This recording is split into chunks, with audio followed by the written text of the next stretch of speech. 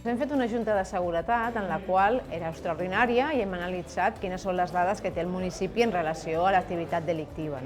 Hem vist amb aquestes dades que el que seria el tancament de l'any hi ha una baixada sostinguda de més del 6% de l'activitat delictiva. Posar en valor la feina que fa la policia local, que fan els Mossos i que també fan la Guàrdia Civil i la Policia Nacional, cadascú dintre del seu àmbit de competències i col·laborant perquè les dades siguin bones i encara de cara a l'any vinent puguin ser millors. Com a compromisos, després d'aquesta Junta de Seguretat, continuar consolidant aquesta bona tendència, per una banda, posar els mitjans que siguin necessaris per combatre els punts puntuals de delinqüència que es poden donar a la ciutat. Pla Campai és una estratègia que està funcionant arreu, és una bona recepta contra el delinqüent multidetingut i multireincident. Ens permet detenir-los i treure'ls de circulació, moltes vegades, com ja s'ha fet recentment amb molts d'aquests que estaven perjudicant aquesta bona imatge del municipi i aquestes bones dades de seguretat que avui hem presentat. Quan surtin els Mossos i les Mosses de l'escola, que com bé saben tenim